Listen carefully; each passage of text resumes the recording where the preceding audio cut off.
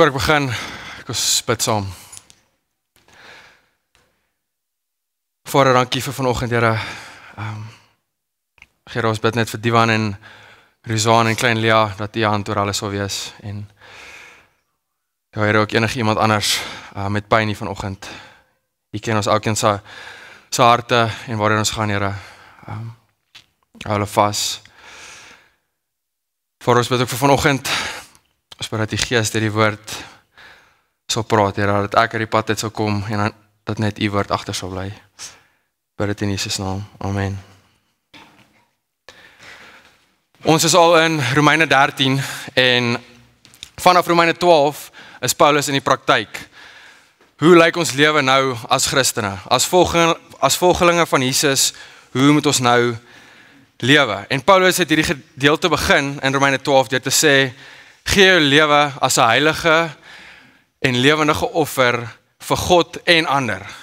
En vanoggend fokus hy weer op liefde, ons liefde vir God en ander mense.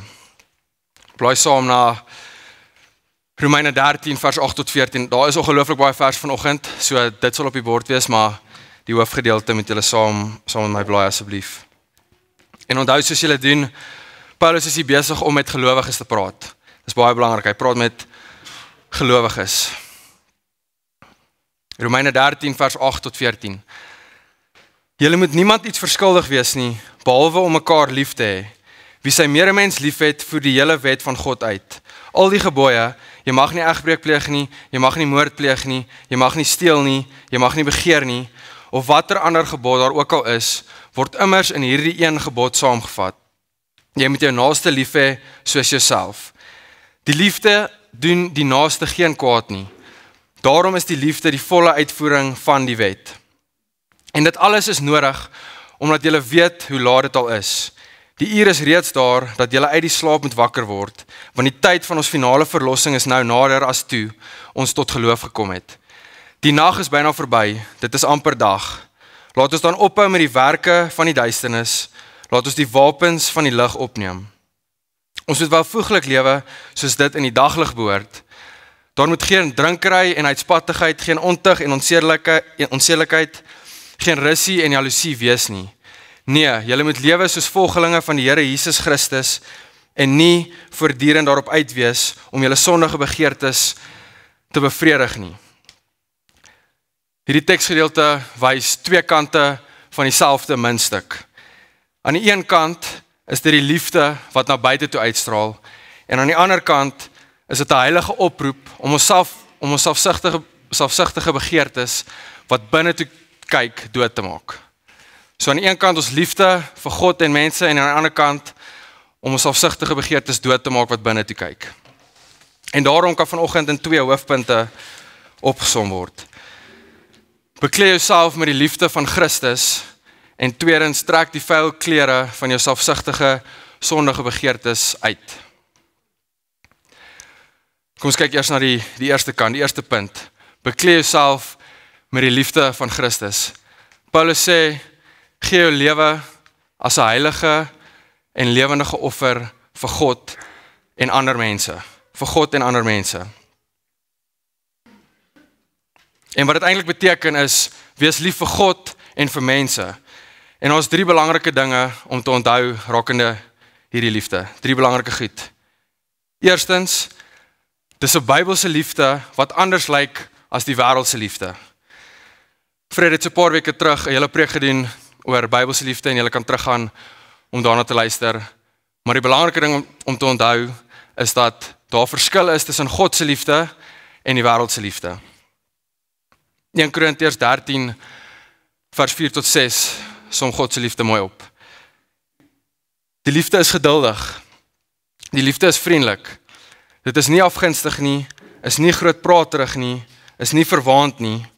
Dit handel nie onwelvoeglik nie, soek nie sy eie belang nie, is nie lig geraak nie, hou nie boek van die kwaad nie.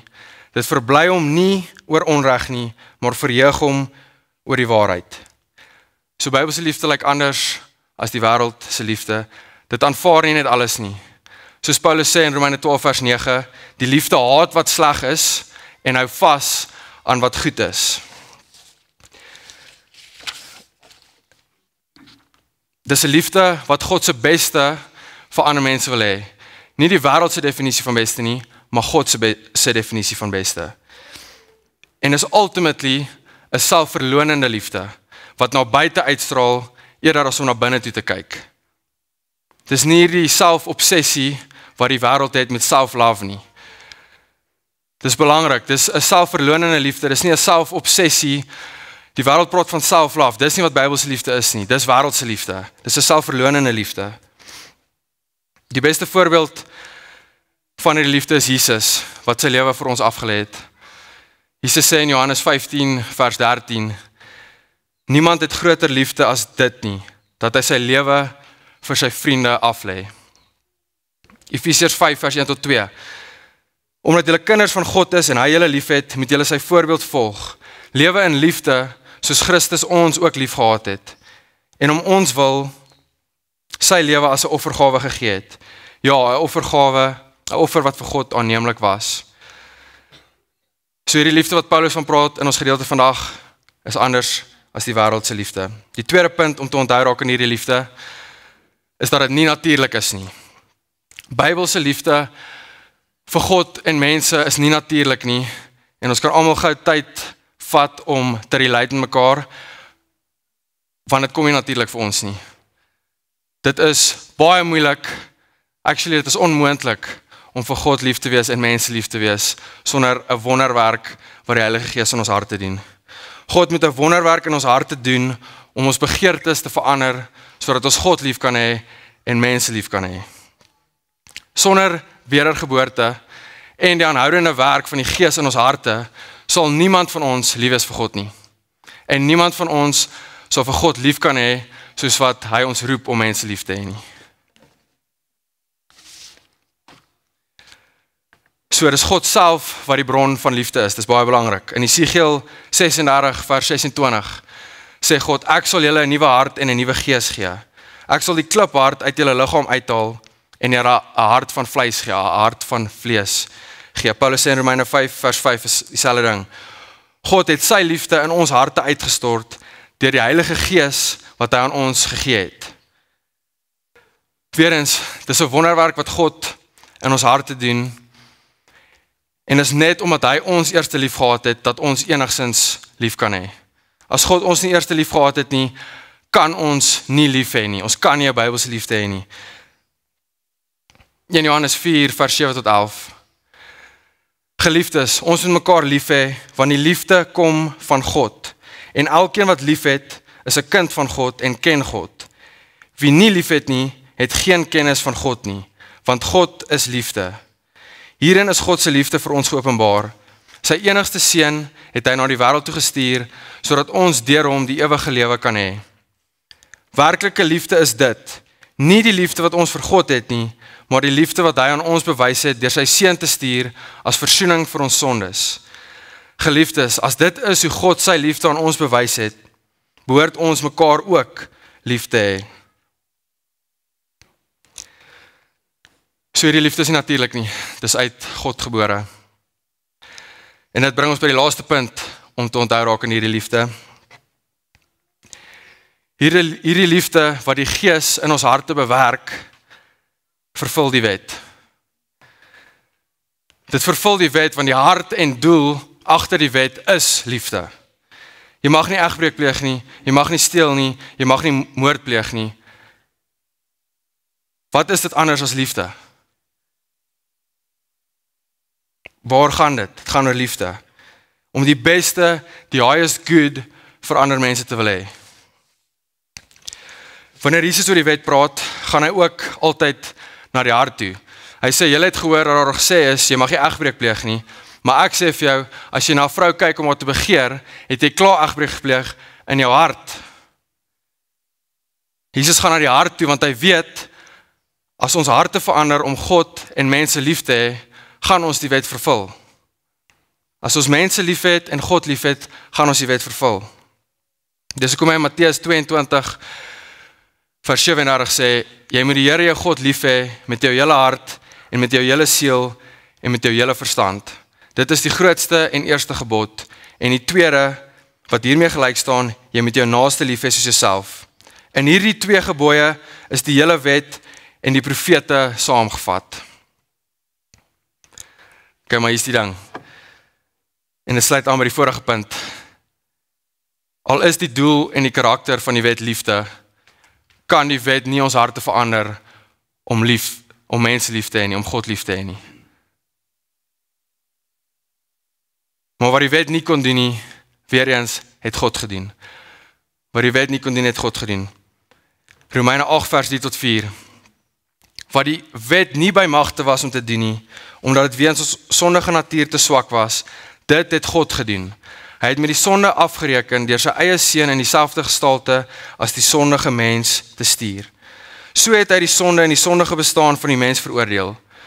Nou kan ons aan die eise van die wet voldoen, ons wat ons lewe nie deur ons sondige natuur laat beheers nie, maar deur die Gees.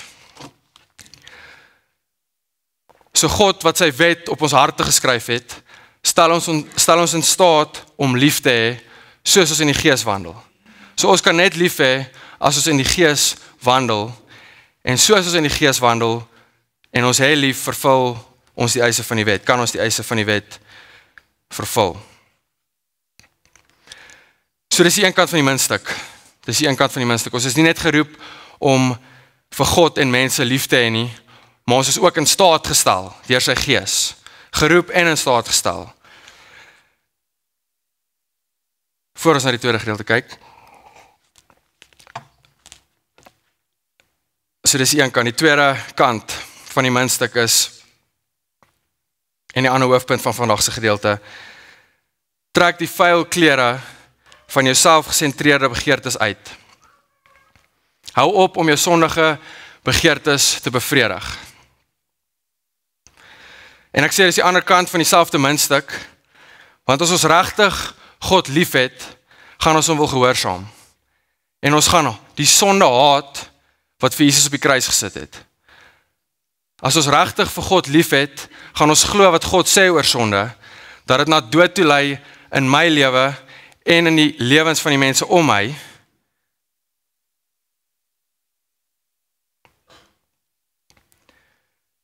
Lees weer saam in Romeine 13 vers 11.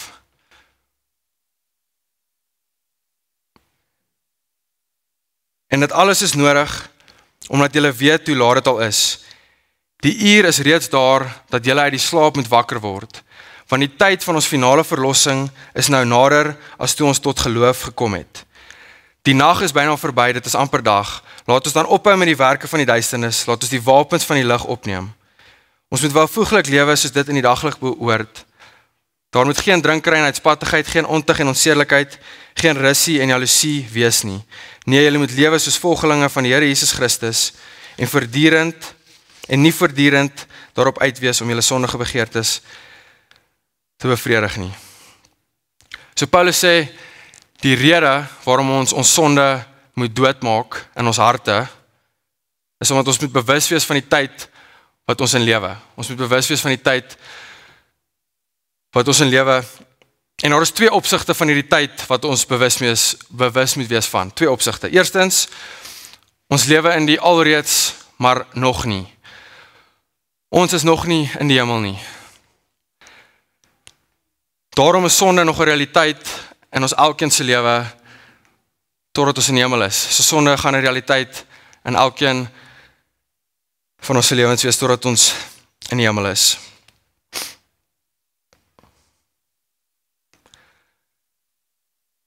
En omdat ons weet, hier is die ding, omdat ons weet dat sonde nog 'n realiteit is in ons lewe, wil ons sonde doodmaak, want ons besef dat sonde my lewe verwoes en die mense om my se lewe verwoes. So ons wil sonde doodmaak in ons eie harte. Kyk wat sê 1 Petrus 2 vers 11. Geliefdes, ek vermaan julle as vreemdelinge en bywoners, weerhou julle van sondige begeertes wat teen die siel stry. Die Engelse vertaling sê, abstain yourself from sinful desires that wage war against your soul. Abstain from sinful desires that wage war against your soul. Glo ons dit? Glo ons dat sonde na dood toe lei in hierdie lewe en in ewigheid? Ek wonder of ons hierdie regtig glo. Glo ons dat drank lewens verwoes? Glo ons dat enige vorm van seks buite die huwelik lewens verwoes? En dit sluit op die heel minste pornografie in. Glo ons dat die strewe na wêreldse sukses bo God se koninkryk lewens verwoes? Want as mens luister na die grappe wat sommige Christene maak en wat Christene voorlag, wonder mens of ons dit glo. Of as mens dink aan die flieks wat Christene na kyk, of musiek wat ons na luister, wonder ek of ons die glo.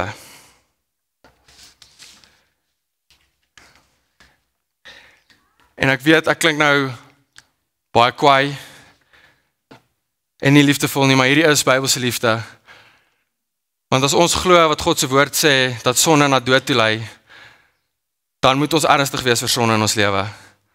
Ons kan nie onverskillig wees oor sonde in ons lewe nie. En ook die manier hoe ons praat daaroor, en ook die manier hoe ons joke daaroor. Die mense om ons hoor hoe ons lag, vir wat ons lag, en hoe ons praat. Ons kan nie onverskillig wees oor sonde nie. En hier is die ding, almal van ons gaan sukkel met sondige begeertes. Ons almal sukkel met sondige begeertes tot ons in die hemel is. Maar die vraag is, maak jy oorlog teen jou sonde, of lewe jy soos 'n ongelowige in jou sonde? Dis die verskil. Maak jy oorlog teen jou sonde, of lewe jy soos 'n ongelowige in jou sonde? Want die bewys dat jy regtig die liefde van Jesus verstaan, en dat sy liefde in jou hart uitgestort is dat die Heilige Gees jou al hoe meer sal naarmaak vir sonde in jou lewe. Die Gees sal nie toelaat dat jy aanhou in sonde lewe nie.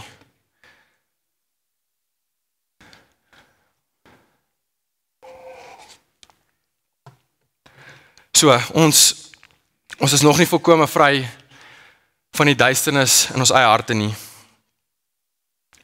Maar die feit dat ons oorlog maak teen sonde, wys dat ons alreeds kinders van die lig is. Die feit dat ons oorlog maak teen sonde in ons eie harte, wys dat ons alreeds kinders van die lig is. Daai worsteling, daai fight wat jy het elke dag, wat jy net vir die Here vra om jou totaal vry te maak van sonde, daai is 'n bewys dat die Heilige Gees in jou werk. So moenie hart verloor as jy moeg is vir jou sonde nie. Ek is ook moeg vir my sonde, maar die feit dat jy in 'n oorlog is daarmee, in 'n actual oorlog is daarmee, is die bewys dat die Heilige Gees besig is om in jou hart te werk. So, ons is alreeds kinders van die lig. En as kinders van die lig, is ons nie meer slawe van sonde nie. Deur die Gees kan ons sonde oorwin. En soos nuwe mense lewe. Ons kan soos nuwe mense lewe. Kyk wat sê Paulus in Efesiërs 4 en Kolossense 3. Hierdie is 2 lang gedeeltes, moet asseblief nie aan die slaap raak nie. Hierdie is van die kragtigste gedeeltes in die hele Bybel. So ek dink nie ek gaan aan die slaap raak nie, maar volg my. Efesiërs 4 vers 17. In die naam van die Here doen ek 'n ernstige beroep op julle. Moenie langer soos die heidene lewe nie. Hulle gedagtes lei tot niks. Hulle verstand is verduister en hulle het geen deel aan die lewe wat God skenk nie. Omdat hulle hardnekkig in hulle onkunde volhard. Hulle het heeltemal afgestomp geraak en hulle het met onversadigbare drang aan losbandigheid oorgegee om al wat vuil is te doen. Maar dit is nie hoe julle Christus erken het nie. Julle het tog van hom gehoor en omdat julle sy volgelinge is julle onderrig volgens die waarheid wat in Jesus is. Hou dan op om te lewe soos julle vroeër gelewe het. Breek met die ou, sondige mens in julle wat deur sondige begeertes verteer word. Julle gees en gedagtes moet nuut word. Lewe as nuwe mense wat as die beeld van God geskep is. Lewe volkome volgens die wil van God en wees heilig.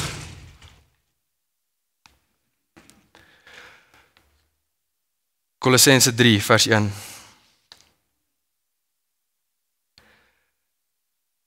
Aangesien julle met Christus uit die dood opgewek is, moet julle strewe na die dinge daarbo waar Christus is, waar hy aan die regterhand van God is.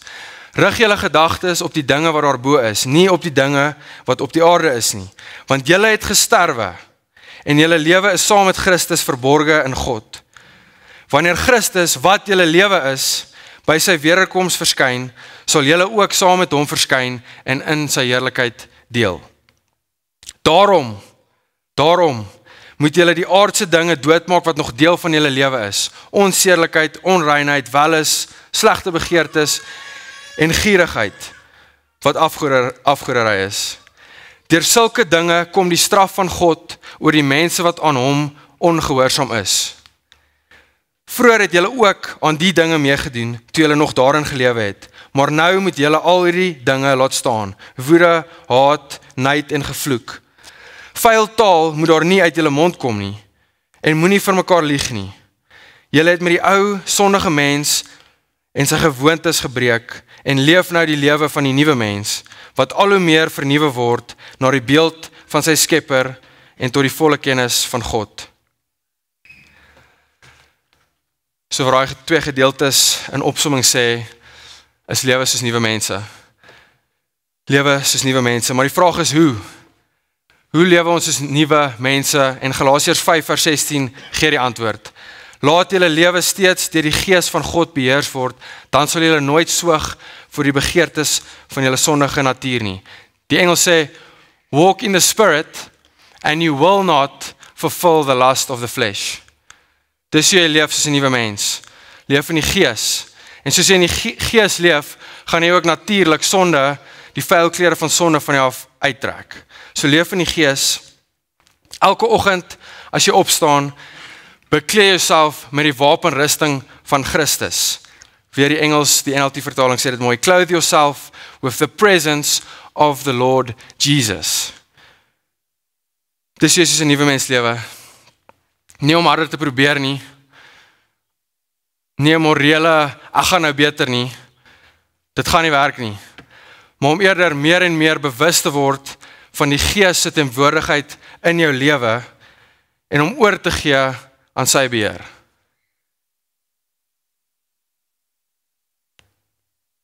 So in een opsig moet ons bewus wees van die alreeds, maar die nog nie tyd wat ons in leef. En in 'n ander opsig moet ons bewus wees van die tyd, want ons verlossing is naby. Dit is nog nie finaal nie, maar is nader as ooit. Ek weet nie wanneer Jesus gaan terugkom nie. Jesus het self gesê ons gaan nie weet nie, so as iemand ooit weer vir jou sê in die toekoms, Jesus gaan op hierdie datum terugkom, hulle luister nie na Jesus nie, want Jesus sê ons gaan nie weet nie. Maar een ding weet ons, sy wederkoms is vandag nader as wat dit al in enige ander generasie se tyd was. So ons is vandag die naaste aan sy wederkoms as enigiemand al ooit tevore.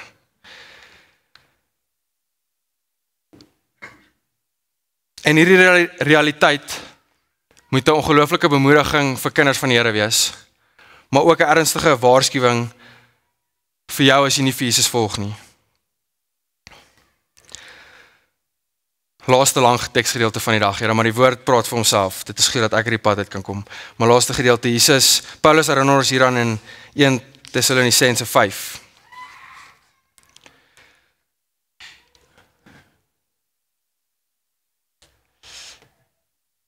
Wanneer die mense sê, alles is rustig en veilig, sal die ondergang hulle skielik oorval, soos geboortepyne 'n swanger vrou, en niemand sal ontkom nie.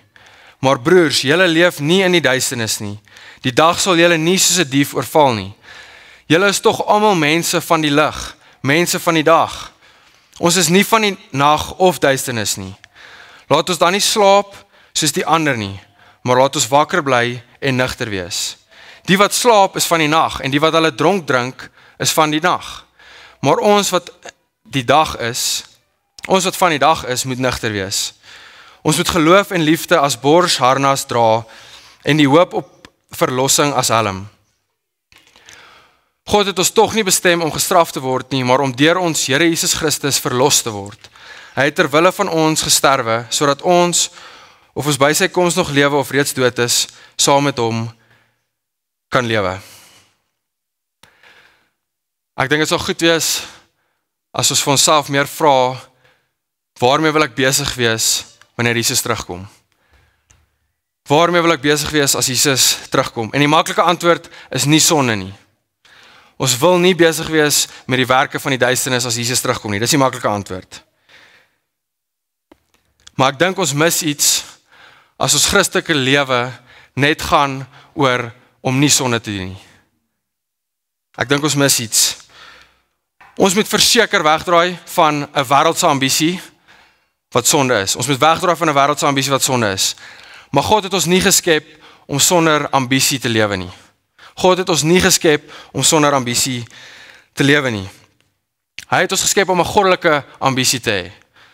'n Goddelike ambisie wat honger is om meer in die beeld van Jesus verander te word en 'n passie te hê om deel te wees van sy koninkryk. Ons het die voorreg om deel te wees van God se plan en missie tot hy weer kom. En die vraag is, gaan ons aan die slaap wees wanneer dit gebeur? Gaan ons aan die slaap wees wanneer hy kom? Of gaan ons wakker en opgewonde wees oor wat Jesus mee besig is in die gemeenskap waar hy ons geplaas het? Want dit gaan nie noodwendig oor, ek gaan nou groot dinge vir God doen nie. Ek dink daar is 'n spanning daar. As jou ambisie werklik is om vir God te lewe, dan gaan doen groot dinge. Maar meeste van die keer is dit om excited te wees oor die klein dinge.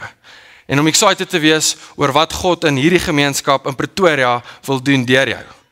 En so as Jesus kom, gaan ons aan die slaap wees of gaan ons opgewonde wees oor sy koninkryk? Ek sluit af met 1 Johannes 2 vers 15 tot 17 en 'n paar laaste gedagtes.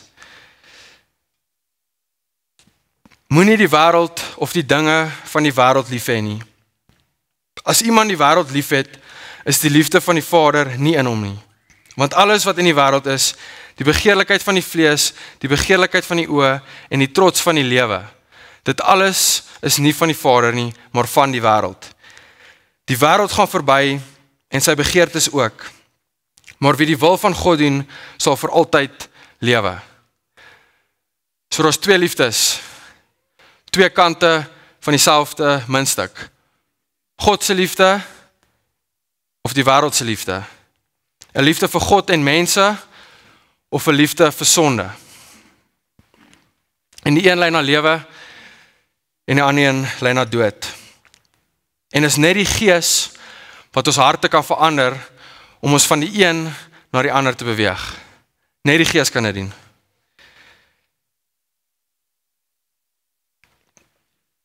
Hier sit een van 3 mense vanoggend.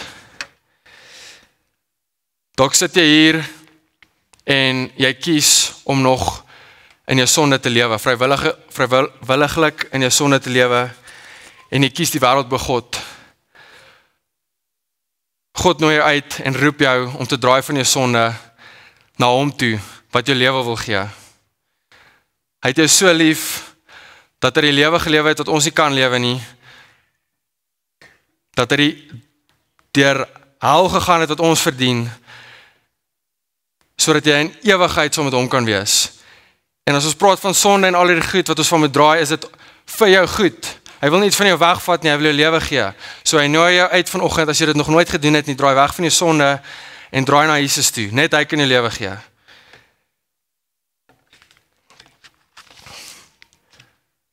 Dalk sit jy hier en jy is wedergebore, jy is 'n wedergebore Christen. Maar jy is nie meer so intentioneel om sonde in jou lewe dood te maak soos wat jy voorheen was nie, toe jy tot bekering gekom het nie. God roep ons almal vandag om at war te wees met sonde in ons eie harte. Hoekom? Want dit lei na dood toe in my lewe en die mense om my. So dis 'n roep vir ons almal. En dan die derde persoon, dalk sit jy hier en jy is gered, maar jou Christenlewe kan opgesom word in om nie sonde te doen nie. Maar daar is geen ambisie om vir God te lewe nie. God roep ons om wakker te word, sy wapenrusting aan te trek. En hier is belangrik, sy wapenrusting aan te trek, want ons het 'n vyand. Ons het 'n vyand wat niks minder sal wil hê as om ons onverskillig teenoor die dinge van God te maak nie. Wat ons uit die fight uit wil hou en wat ons ambisie vir God en sy koninkryk wil wegvat. So sit die wapenrusting aan, want ons het 'n vyand. En wees 'n lig in die duisternis. Amen.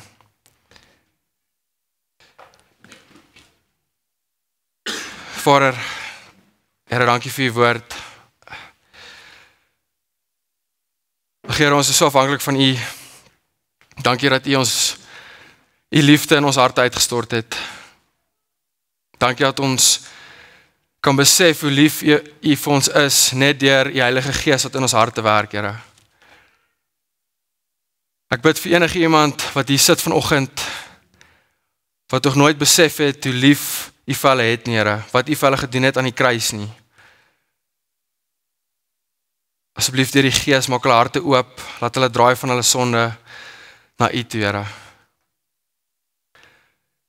En Vader, ek bid vir ons wat u ken en wat u liefde verstaan, Here. Mag ons nooit vergeet, Here, hoe lief u vir ons is nie. Mag ons nooit vergeet dat u werk in ons, wat u ons begin het, nie klaar is nie, Here. Ons bid dat die Gees ons hart aan die brand sal hou vir u, dat ons opgewonde sal wees oor u koninkryk, dat ons opgewonde sal wees oor wat u besig is om te doen in hierdie gemeenskap, en dat ons u liefde aan hierdie gemeenskap kan wys waar u ons geplaas het, Here. Dankie ook vir u liefde, wat ons waarsku van die ernstigheid van sonde, Here. Help ons verstaan dat dit liefde is, u wil niks van ons wegvat nie. Here, ons prys u, net vir die geloofsbelijdenis ook vanoggend. Mag die geloofsbelijdenis wat ons saam gesê het, waar wees in ons lewens. Mag dit waar wees elke liewe dag van ons lewens. Ons bid dit in Jesus naam. Amen.